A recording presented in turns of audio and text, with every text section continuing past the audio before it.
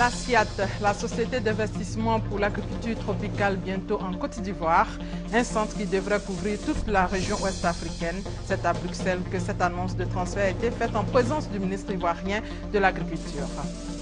Première édition du marché ivoirien de l'artisanat. Le gouvernement ivoirien entend accorder une place de choix à ce secteur à travers l'organisation du MIVA. Et Afrique du Sud, Pistorius au tribunal pour son deuxième jour de déposition. Le champion à la barre pour donner sa version des faits. Bienvenue à tous. Le Premier ministre a présenté hier au patronat français les avantages qu'il y a à investir en Côte d'Ivoire. Après l'exposé de Daniel Cablan-Duncan, les opérateurs économiques français ont exprimé leur satisfaction. Le compte rendu de notre envoyé spécial à Paris, Ali Djarassoua. Un standing ovation qui révèle la satisfaction des hommes d'affaires français, convaincus que la Côte d'Ivoire est plus que jamais une destination propice pour leurs investissements. Ces investisseurs réunis au sein du Conseil français des investisseurs en Afrique recevaient ce lundi matin Daniel Cablan-Duncan à Paris autour d'un petit déjeuner de travail portant sur le thème « Les mesures réglementaires que prend la Côte d'Ivoire pour favoriser l'investissement ». Le Premier ministre ivoirien a rappelé les liens commerciaux fructueux entretenus avec la France, qui reste le premier investisseur en Côte d'Ivoire avec notamment 800 entreprises implantées dans le pays pour environ 35 000 emplois en moyenne. Autre sujet abordé par le chef du gouvernement ivoirien, la consolidation de la paix et l'amélioration de l'indice de sécurité, gage d'une économie stable et prospère. L'action gouvernementale conduite sous la haute autorité du président de la République, son Excellence M. Alassane Ouattara, comporte 3 axes stratégiques. La paix et la sécurité, la réconciliation nationale, la reconstruction et la relance de l'économie.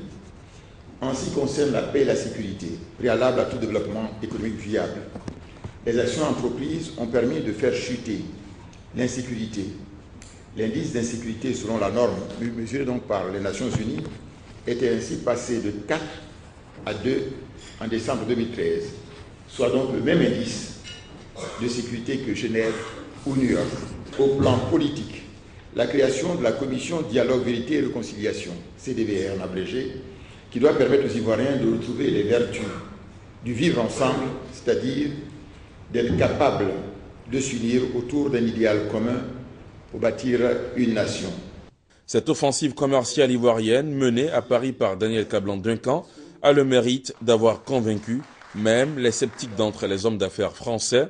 Certains groupes annoncent même la reprise de leurs activités à Abidjan incessamment.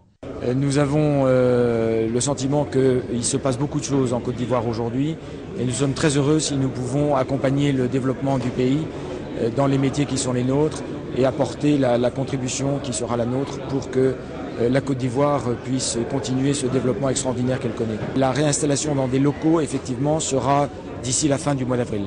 Le cadre réglementaire en Côte d'Ivoire est un des plus favorables qui existent sur le continent. Et donc il faut faire prendre conscience aux entrepreneurs et aux entreprises que la Côte d'Ivoire est le hub nécessaire au développement des entreprises et au développement de l'Afrique. À en croire les chiffres de la Chambre de commerce française en Côte d'Ivoire, sur 3 entreprises françaises qui viennent en prospection à Abidjan, 2 d'entre elles s'implantent durablement dans le pays. Ce tête-à-tête entre le chef du gouvernement ivoirien et le Conseil français des investisseurs en Afrique devrait plus faire bouger les lignes. La Côte d'Ivoire de plus en plus fréquentable, la Côte d'Ivoire qui continue d'attirer l'attention des opérateurs économiques. Dernière manifestation en date, l'annonce hier à Bruxelles en Belgique du transfert partiel du Centre de recherche et de développement de la Société d'investissement pour l'agriculture tropicale en Côte d'Ivoire. Un centre qui va couvrir la région ouest africaine, nous dit Adama Kone, notre envoyé spécial à Bruxelles. La Côte d'Ivoire, terre fertile à la recherche et au développement agricole. La Société d'investissement pour l'agriculture tropicale, SIAT, transfère une partie de son activité de recherche dans le domaine agricole en Côte d'Ivoire. Information livrée ce lundi 7 avril au siège de la société à Bruxelles, en Belgique. C'est un centre qui va couvrir l'Afrique de l'Ouest. Produire du matériel végétal de haute performance. Comme j'ai expliqué à M. le ministre, la surface est limitée. La pression démographique augmente tous les jours. Pouvoir nourrir les gens, ça veut dire augmenter la production par unité de travail, de surface. La SIAT est déjà opérationnelle en Côte d'Ivoire avec la compagnie véhicole de Cavali qui a réalisé 28 milliards de francs CFA de chiffre d'affaires en 2013 pour une production de 21 000 tonnes de caoutchouc. Plus récemment, la société a décroché un projet dans le cadre du partenariat public-privé à Pricro. Il s'agit de réaliser 6 000 hectares d'EVA, dont le planting a débuté ce lundi même. Pricro est un projet intégré de 12 000 hectares, comprenant 6 000 hectares réservés à la culture vivrière et à la préservation de la biodiversité. Le projet intégré de Pricro pour nous est un projet pilote qui montre la nouvelle vision du président de la République sur la production agricole, qui doit être durable, donc respectueuse de l'environnement, faire en sorte que les ressources naturelles qui sont limitées soient régénérées pour une production durable. Deuxièmement, un partage équitable des richesses qui sont tirées de l'exploitation agricole. Et troisièmement, des investissements au niveau des infrastructures socio-économiques de base pour améliorer la qualité de vie des populations rurales. La visite du ministre de l'Agriculture au siège de la SIAT a lieu en prélude à la conférence de haut niveau de la Commission de l'Union européenne pour le développement sur le thème « Droit de propriété, la clé manquante pour éradiquer la pauvreté ». Il exposera alors sur la réforme agraire en Côte d'Ivoire. Et justement, ici en Côte d'Ivoire, précisément au Djenné, le projet riz lancé par le Premier ministre se concrétise. L'ancien site du défunt projet Soja vient d'être cédé à un groupe indien pour la relance du riz. Ce site a été visité récemment par une délégation indienne pour se faire une idée claire des travaux. Soro Sionfolo, AIP au Djenné et Thérèse Tapé-Aubry. En novembre 2013, lors de sa visite à Odiéné, le Premier ministre Daniel Kablan-Duncan a annoncé que la stratégie nationale de développement risicole vise à couvrir les besoins nationaux dès 2016 avec une production de 1 900 000 tonnes de riz blanchi. Ce projet va devenir une réalité avec la réhabilitation de l'ancien site du projet Soja qui deviendra bientôt une unité de transformation des riz et d'anarcade. C'est un groupe singapourien qui prévoit d'investir dans le projet à hauteur de 43 milliards de francs CFA sur un total de 79 milliards de francs. Avant le démarrage des travaux, une délégation du groupe s'est rendue sur le site pour se faire une idée de la réhabilitation. La délégation a exprimé sa gratitude aux députés de la commune pour son soutien et sa détermination dans les démarches qui ont conduit à l'installation du groupe à Odiéné. Le premier objectif du président de la République dans le programme du président de la République, c'est d'abord l'emploi des jeunes et aussi l'autosuffisance alimentaire. Et je pense que le projet lancé par ETG est un projet fiable. Ce projet représente pour le gouvernement une voie royale pour faire de la région nord-ouest une zone de référence en termes de production de riz de qualité labellisé avec une production de 172 000 tonnes de riz paddy. Et cette première édition du marché ivoirien de l'artisanat, le MIVA, a ouvert ses portes hier au Palais des Sports de Trècheville. Cet espace de promotion du riche patrimoine artisanal national se tient sous le thème « Promotion de l'innovation et de l'excellence des produits de l'artisanat africain ». Regardez. Enfin, le MIVA, le marché ivoirien de l'artisanat annoncé depuis 2013, est maintenant une réalité. Cet espace se veut une opportunité de rencontre, d'échange et de cohésion sociale entre les créateurs ivoiriens et africains. Au cours des 7 jours que va durer cette manifestation, les artisans d'ici et d'ailleurs auront l'occasion de démontrer leur savoir-faire. L'État a fermement marqué sa volonté de faire du secteur de l'artisanat un secteur clé de l'économie. En cette année désignée par son Excellence M. Alassane Ouattara, le président de la République, année de l'artisanat. Avec le MIVA 2014, l'État fait aussi la promotion individuelle de l'entreprise qui doit se faire connaître davantage au plan national bien sûr, mais aussi et surtout au plan international. L'inauguration de cette édition a été faite par le ministre Ahmed Bakayoko, représentant le Premier ministre. Je veux adresser nos sincères félicitations au ministre Bion pour cette initiative majeure de reprendre en main l'artisanat, de l'encadrer à travers un instrument important qui est l'organisation de ce marché qui va permettre à nos artisans de sortir davantage de l'informel et de devenir des acteurs clés de notre économie. Pour donner un cachet spécial à cet événement, le Royaume de Suède a été choisi comme invité d'honneur compte tenu des performances de ce pays dans plusieurs domaines. Les ministres de l'artisanat du Maroc et du Niger, des membres du gouvernement, des professionnels du secteur de l'artisanat, tous présents à cette ouverture pour un même objectif, saluer l'innovation et promouvoir l'excellence. Voilà, reportage signé Sidonie Davila et Gabriel Zani. Le MIVA donc a débuté hier, prendra fin le 13 avril prochain et l'événement va s'articuler autour de plusieurs panels. Au chapitre de la défense, Gaoussou Soumaoro, le commandant des forces terrestres de Côte d'Ivoire, remobilise les troupes et c'est dans le cadre de la sécurisation de nos frontières. Abou Sanogo, reportage. Le général de brigade commandant les forces terrestres de Côte d'Ivoire, Gaoussou Soumaoro, dans les régions ouest et est du pays. Une tournée pour encourager et remobiliser les troupes en service dans ces zones frontalières.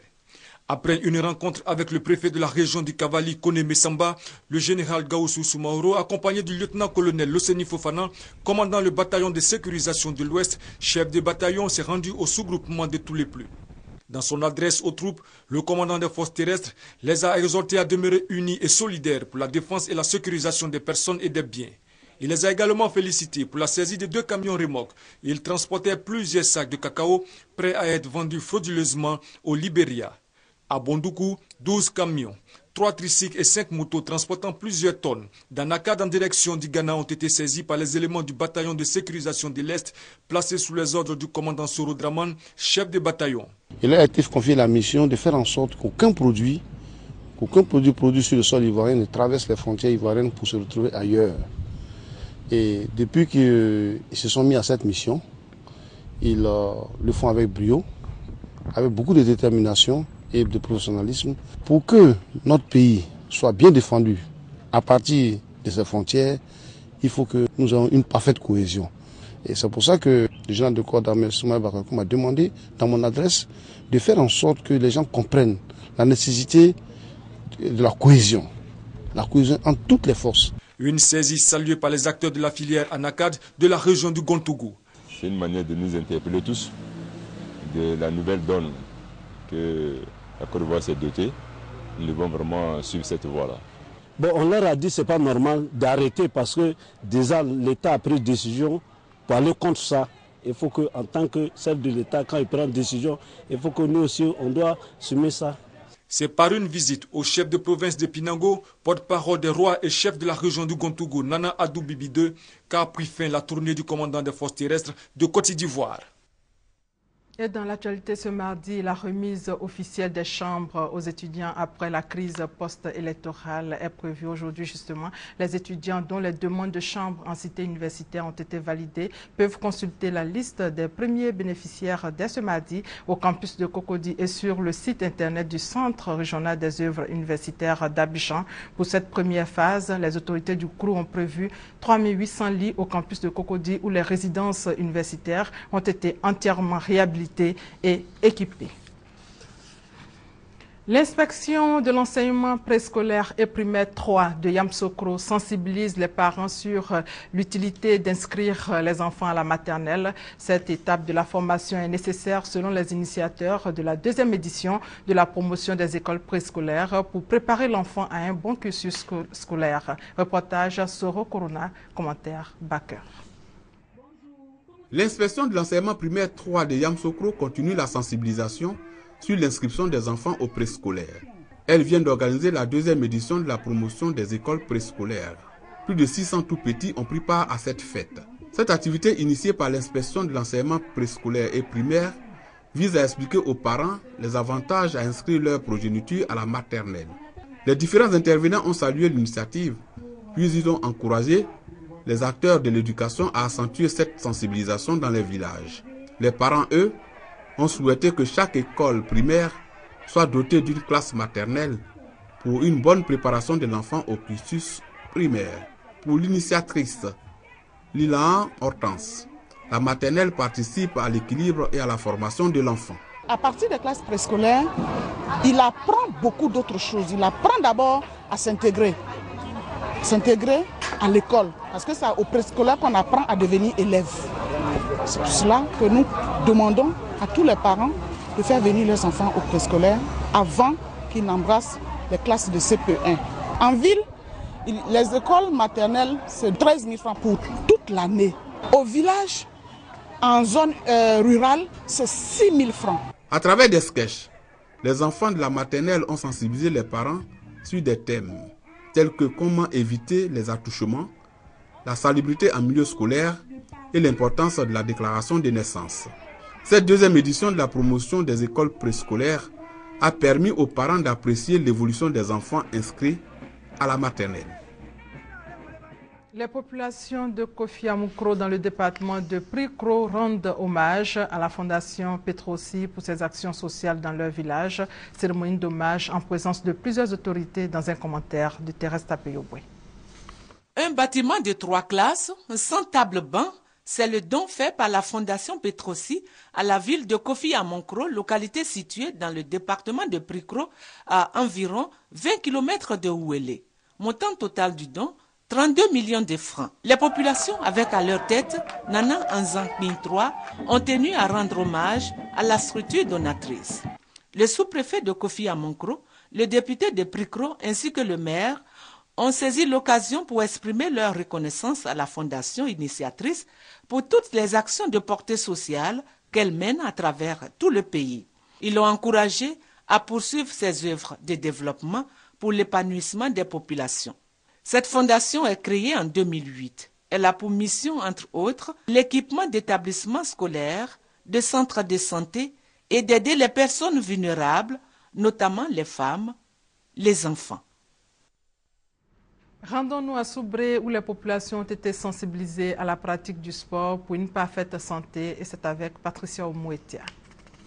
Sensibiliser à la pratique du sport. Tel est le thème de la journée consacrée au lancement des activités de la direction régionale du ministère de la Promotion, de la Jeunesse, des Sports et des Loisirs de Soubré. Les festivités marquant cette journée se sont déroulées samedi dernier à Soubré, au complexe Olympe Africa de la ville, en présence du représentant du ministre de la Promotion, de la Jeunesse, des Sports et des Loisirs, M. Nyamo Christian, inspecteur des sports et loisirs et des autorités administratives de la région, avec à leur tête le préfet de région Ali Ali Kouadio. Dans son allocution, Kele Honorine Yé épouse Akafou, directeur régional, a indiqué que le thème « Sensibiliser à la pratique du sport » retenu pour cette journée est l'occasion pour sa direction de rappeler les valeurs éducatives, sanitaires et sociales du sport par une pratique quotidienne. Elle a profité de cette tribune pour faire découvrir aux populations de la Nawa les missions assignées à sa direction qui sont entre autres la promotion des valeurs civiques, la vie associative et le volontariat, mais aussi et surtout encadrer les mouvements de jeunesse, la détection d'athlètes d'élite et de haut niveau avec un point d'honneur à la sensibilisation des populations à la pratique des loisirs sains. À la suite, M. Nyamo Christian, représentant le ministre Alain Lobognon, a félicité la direction régionale tout en l'invitant à mener des activités pour occuper sainement la jeunesse. Cette journée a été marquée par plusieurs activités sportives, dont un mini-marathon, une marche, des tournois de football, du handball, du maracana et de la gymnastique d'entretien et la démonstration de taekwondo. Et hors de nos frontières, en Afrique du Sud, Oscar Pistorius au tribunal pour son deuxième jour de déposition. Pour cette nouvelle audience très attendue, Pistorius a été interrogé sur les circonstances du crime. La star sud-africaine a donné sa version de la nuit de la Saint-Valentin, la nuit du 14 février 2013, au cours de laquelle il a tué sa compagne. Pistorius, 27 ans, ne nie pas avoir tué Riva, mais il plaide non coupable. Pistorius se présente comme un homme brisé par le drame. Et puis au Rwanda, 20 ans après le génocide de 1994 qui fit près de 800 000 morts en 100 jours, le président rwandais Paul Kagame a célébré lundi le renouveau de son pays, pointant au passage les responsabilités de la France dans la tragédie. La situation des victimes 20 ans après reste toujours difficile. Regardez. Certains d'entre nous ont tué des gens. Est-ce une bonne chose? Est-ce quelque chose de bien? Est-ce quelque chose de bien? Alphonse est un génocidaire repenti. Il anime souvent des ateliers de parole pour les jeunes. Un bon moyen, selon l'association locale AMI, de faire passer le message de la réconciliation. Dans le groupe, il y a sa fille Maria, 18 ans. Elle est née 2 ans après le génocide, mais le passé criminel de son père pèse lourd dans sa jeune existence. Moi, ça me fait vraiment mal, parce qu'on me fait des réflexions. En rentrant, je demande à mon père, pourquoi as-tu fait ça? Parce que partout où je vais, des enfants me reprochent d'avoir tué leurs parents. Pourquoi as-tu fait ça? Et mon père me dit, c'était l'époque qui voulait ça. Petite fille, Maria ne comprenait pas pourquoi l'argent durement gagné à la maison allait aux rescapés Tutsis. Le fait que mon père était en prison, je savais que c'était à cause des Tutsis. Et je voyais des gens demander à ma mère de les rembourser. Et je demandais à ma mère, pourquoi tu leur donnes de l'argent? Et elle répondait, pour payer les biens qu'on a volés. Moi, je me disais que je ne devais pas fréquenter leurs enfants, ni même leur adresser la parole. Et j'avais envie de les taper. Mais depuis que Ami nous aide à nous réconcilier, il n'y a plus de problème. Rachel, elle aussi, vient au groupe de parole. Elle vit avec ses grands-parents. Quand elle avait tout juste 1 an, ses parents ont été assassinés. Une histoire qu'on lui demande souvent de raconter pendant les ateliers. Ça me ramène en arrière parce que là-bas on évoque des choses du passé. Je me rappelle tout ce passé alors que j'essaie de vivre sans y penser. Mais le groupe essaie de me rassurer et après je me sens mieux. Quand on a 20 ans au Rwanda et qu'on est fille de rescapés, difficile d'être insouciante. Fanny en fait tous les jours l'amère expérience. Sa maman et elle vivent dans une crainte permanente.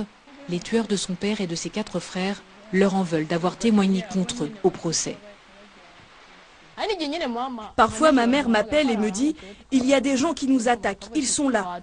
Dieu seul sait ce qui peut se passer après. » Quand ils sont là, ma mère leur dit « Que venez-vous chercher ici? Depuis le temps que vous voulez nous tuer, vous n'en avez pas assez ?»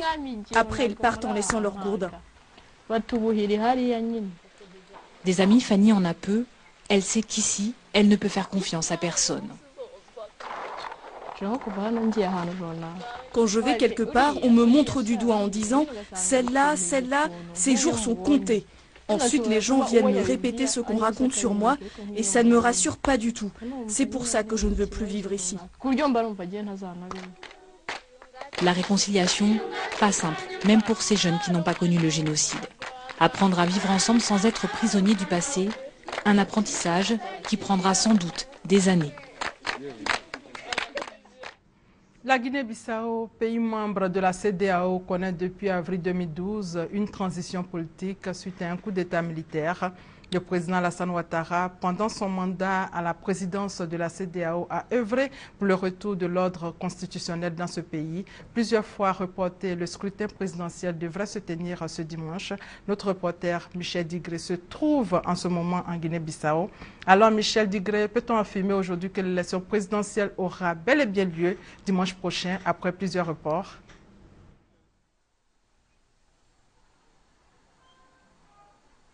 Oui, effectivement, nous sommes à Bissau sur l'une des passerelles qui surplombe l'avenue des anciens combattants. 13 candidats sont en lice pour le fauteuil présidentiel. Après plusieurs reports, c'est finalement ce 13 avril que les électeurs choisiront celui qui présidera aux destinées de ce pays pour les 5 années à venir. Ce scrutin devrait ramener l'ordre constitutionnel après 2 années de transition ouverte suite au coup d'État qui a eu lieu en 2012 entre les 2 tours de l'élection présidentielle d'alors. C'est une élection couplée qui permettra également de renouveler le Parlement de Guinée-Bissau. 15 partis politiques sont en selle pour briguer les 100 sièges de l'Assemblée nationale. Il faut signaler que la campagne électorale s'est arrêtée suite au décès de l'ancien président Kumbayala la semaine dernière. Le pays a observé 3 jours de deuil national. La campagne a repris timidement ce mardi et s'achèvera vendredi à minuit. Et justement, Michel, quelle est donc l'ambiance sur place aujourd'hui?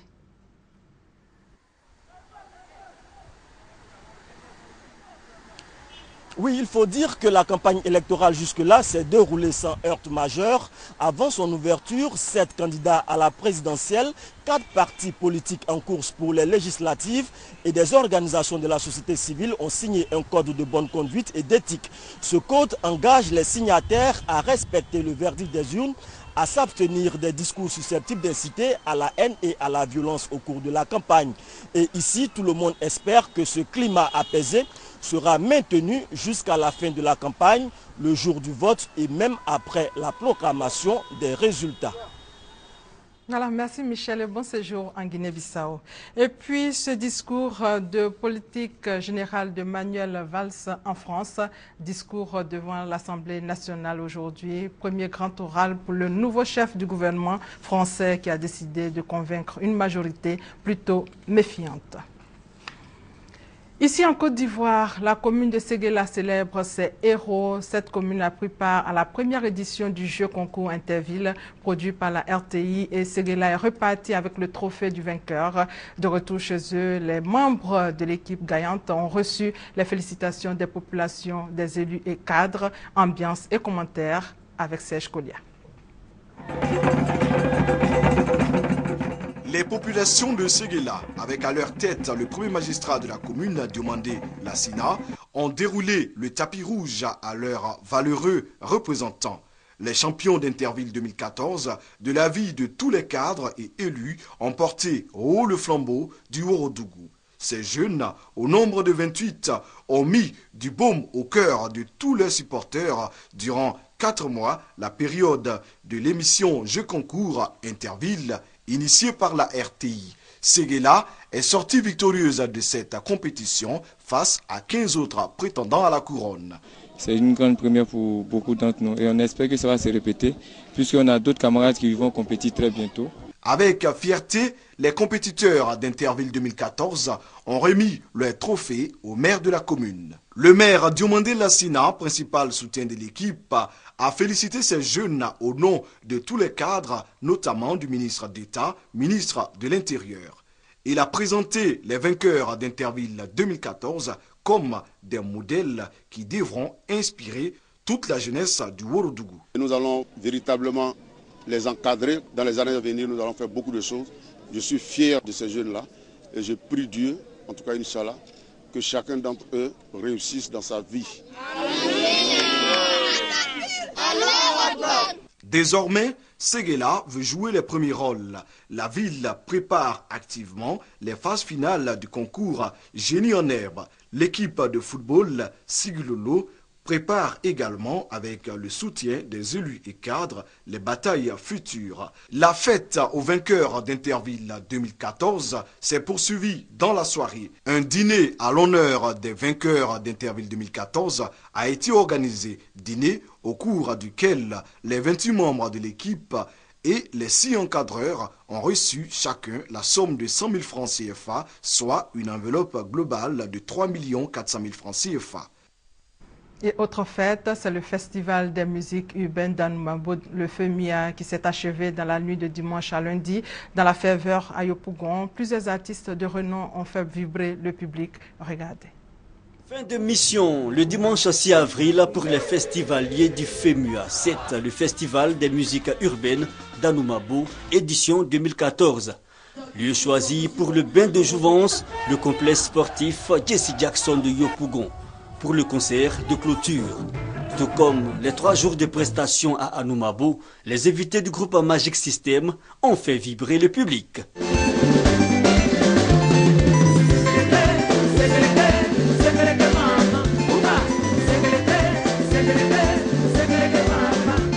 Outre l'ambiance partagée avec la population d'Anoumabo, le FEMUA 7 édition 2014 aura permis au village de disposer d'une nouvelle école maternelle dont les clés ont été remises au chef de village. Le FEMUA 7, comme les éditions précédentes, a relevé le défi de la mobilisation des artistes, 52 au total, dont de grosses pointures comme la mégastar Alpha Blondy. de la Côte d'Ivoire, Pierrette Adams et Ferregola du Congo, Amadou et Mariam du Mali. Mobilisation réussie donc du côté du public. La rue principale d'Anoumabo ne pouvait contenir le monde. Le groupe Magic System donne rendez-vous au public pour une autre édition en 2015. Et c'était un reportage de Serge Gongomin commenté par Franck Quadio. Et pour terminer ce soir en Angleterre, le match retour Chelsea vs PSG, comptant pour les quarts de finale de la Champions League.